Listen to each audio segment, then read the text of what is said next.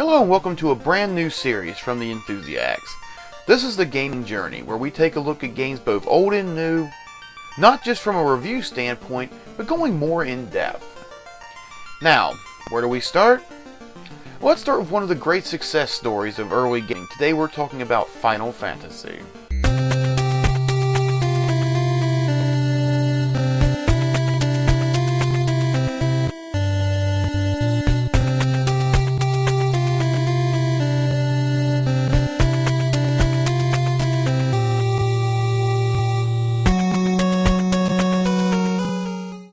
In the mid-1980s, SQUARESOFT was a company that was basically falling apart.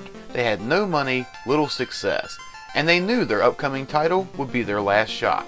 Hence why they gave it the name Final Fantasy, as it was their Final Fantasy. He said it! He said it! Now this shows you the main difference between older developers and the new breed. Could you imagine a company today knowing for sure that this was the last game they were ever going to make and putting this much effort into it? Hell, even studios that have relative success rarely put this level of innovation and effort into their games. Final Fantasy not only was a masterpiece at release, but it still holds up pretty damn well. Not only was it one of the first games to feature a save feature, which admittedly has become run-of-the-mill these days, but back then, never happened.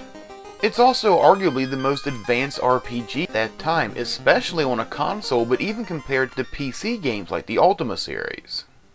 And much like Ultima, and even Dragon Quest, which came out roughly at the same time, the plot was about having an adventure. It was about giving you a world to explore. It's actually very similar in respects to an 8-bit version of the Elder Scrolls franchise, as it resembles that much more so than it would its later-day Final Fantasy counterparts. It also has the honor of being one of the first games on the NES that was actually pretty long. The average runtime for an NES game was about 6 to 8 hours. This was a minimum of 30 to 40. But see, getting back to my original point, this game isn't simply about grinding out levels. It's not about power leveling. It's about having fun. For its time, it's the closest to a virtual D&D game you could have possibly gotten.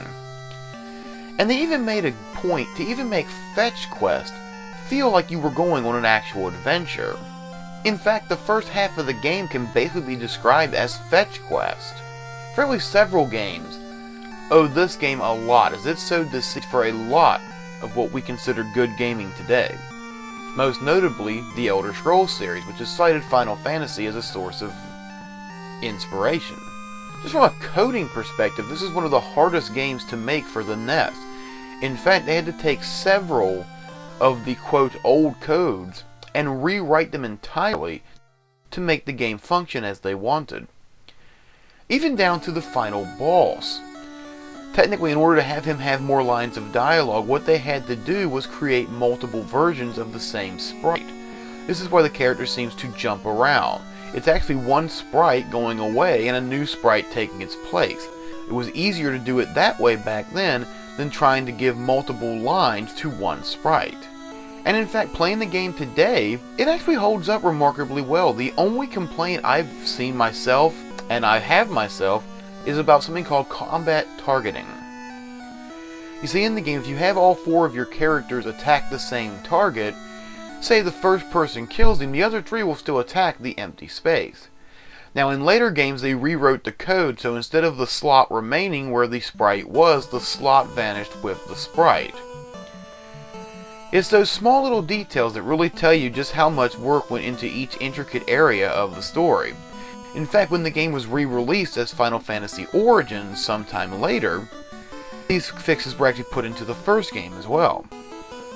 Another big time first for this game, at least on a console, was the first time you were able to not only name your characters, but pick your characters' classes. Essentially giving you 4 avatars, as they have no backstory to speak of. That was all left in the hands of the gamer. You were able to tell your own story through these characters. In fact, when Final Fantasy Origins came out, many people describe it as taking a masterpiece and simply polishing it, as very little was changed from the original, save those few combat issues. Final Fantasy deserves a place in gaming history, not just for what it did itself, but for what it showed to other developers. This was one of the first games that showed you could have a Japanese-styled RPG do well in the West. And it's one of the first games that made people think gaming was more than just a child's hobby. Thank you very much for joining me, and I hope you're with me for the next step of the gaming journey.